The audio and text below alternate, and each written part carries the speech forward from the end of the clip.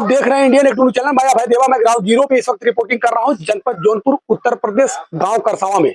अब आप सोच रहे होंगे कि मैं किस चीज की रिपोर्टिंग कर रहा हूं। दोस्तों, यहाँ पे आज एक ऐतिहासिक श्रद्धांजलि और ब्रह्मभोज का कार्यक्रम आयोजन किया गया है, जहाँ पे हजारों की भीड़ शाम तक उमड़ के आएगी, और जिसका मैं स्टार्टिंग लाइव टेलीकास्ट में करने के लिए जा रहा हूं। और उनके परिवार से मैं कुछ बातें करता हूं, कितना बड़ा कार्यक्रम आपने जो करवाया, इस कार्यक्रम के पीछे आपका ध्येय क्या था, और आप, क्योंकि उनकी माता जी का ये कार्यक्रम है और बच्चों का क्या मतलब अंदर मनोबल है, उस सारी चीज को मैं डिटेल 1 बाय 1 एक लोगों से पूछूंगा। और आप लोग बने रहे Indian act news channel ground report Abhay Deva के साथ।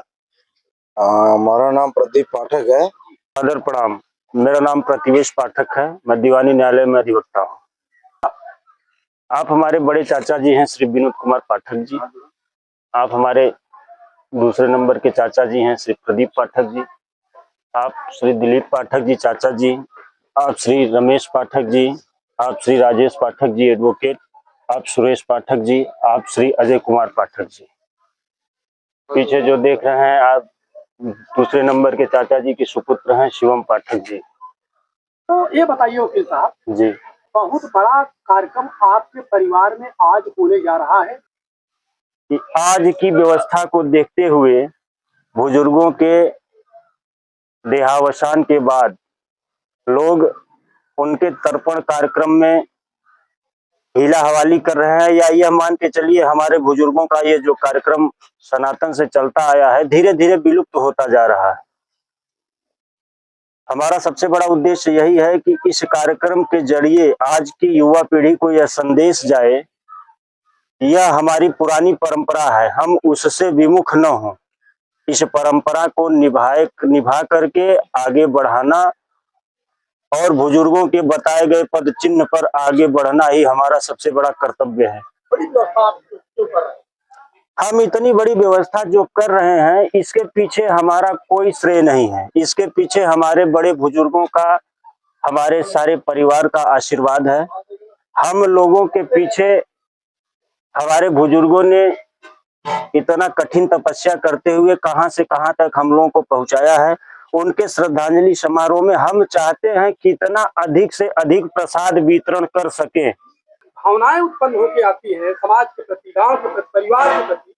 ऐसी भावनाएं क्या रगों में है, या क्या ऐसी सोच माता पिता के दिए हुए संस्कारों से?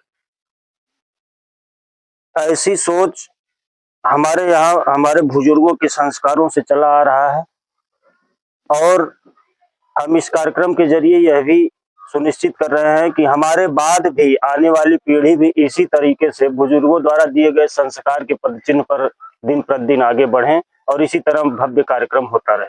ब्राह्मणों को आए दिन लोग बोलते हैं, या कहीं कहीं राजनीतिक मुद्दाएं आती है ब्राह्मण को लेकर जी, कि ब्राह्मण जो है कि कथा करता है, ब्राह्मण इतना पैसा लेता है, ब्राह्मण ये करता है, आप तमाम चीज आप सुनते होंगे। लेकिन ये जो आपका ऐतिहासिक कार्य ब्राह्मण परिवार से हो रहा है, क्या उन समाज को आईना दिखाने का काम तो कहीं नहीं कर रहे हैं? आपका जो प्रश्न है बहुत ही अच्छा प्रश्न है कि ब्राह्मण कथा कहता है और दक्षिणा लेता है। सबसे बड़ी बात आपको बता दें, पूरा इतिहास उठा करके देखेंगे, आज तक ब्राह्मण ने सिवाय देने के लिया कुछ नहीं है। ब्राह्मण सनातन से ही उसको आप जो भी समझ करके देते हैं वो कभी मांगता नहीं है। ब्राह्मण याचना नहीं करता है, और ब्राह्मण आपको अध्यात्म की शिक्षा देता है, धर्म की शिक्षा देता है, आपके संस्कारों से आपको परिचित कराता है। और जो मुद्दा आप कह रहे हैं कि काफी दिनों से प्रचलित भी है कि ब्राह्मण ये ढकोसला कर रहे हैं, तो ब्राह्मण किसी को बाध्य नहीं करता है सर। ब्राह्मण किसी दरवाजे पे जाके नहीं कहता है नहीं आपको ये करना ही अनिवार्य है। आप उसके पास पूछने जाएंगे क्योंकि वो ब्राह्मण है, वह सनातन का सम्मान करता है। तो हमारे सनातन के अनुयायियों द्वारा जो ग्रंथ महाकाव्य जो लिख करके रख दिए गए हैं, जो मंत्रोच्चार के द्वारा प्रकट होता है, ब्राह्मण उसी का प्रतिनिधित्व करता है, वही दिशा निर्देशन करता है। मानना न मानना ये आपके ऊपर निर्भर है। रही बात आपने कहा आप इतना भव्य कार्यक्रम कर रहे हैं, तो हम ये दिखाना चाह रहे हैं कि स्वयं ब्राह्मण ही अपने कर्तव्य से विमुख नहीं हो सकता है। तो हमारा जो कर्तव्य है हम उसका पालन करेंगे। हम किसी को बाध्य नहीं करेंगे, लेकिन हम अपने अनुयायियों से यह जरूर कहेंगे कि पुराने संस्कार से बंधे रहिए। हमारे जो बुजुर्गों द्वारा दिए गए संस्कार हैं उसी पथ पर आगे बढ़िए। यही सनातन है, यही आध्यात्म है और यही एकमात्र सत्य है। राम नाम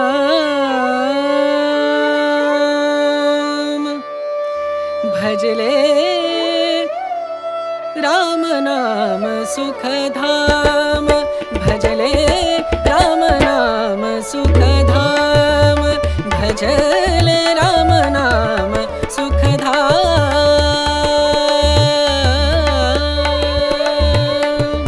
तेरा पूरन हो सब काम तेरा पूरन हो सब काम भजले राम नाम सुख धाम भजले राम नाम सुख धाम।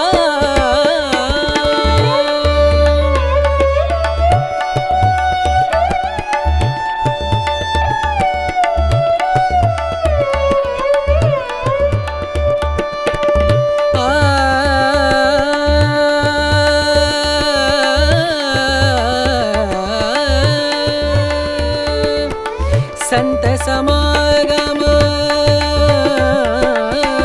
संत समागम संत समागम संत समागम करे निरंतर संत समागम करे निरंतर जग से हो उपरात जग से हो उपरात ब्रह्मानंद परम पद पावे ब्रह्मानंद ब्रह्मानंद परम पद पावे मन होवे निष्काम मनवा मन होवे निष्काम भजले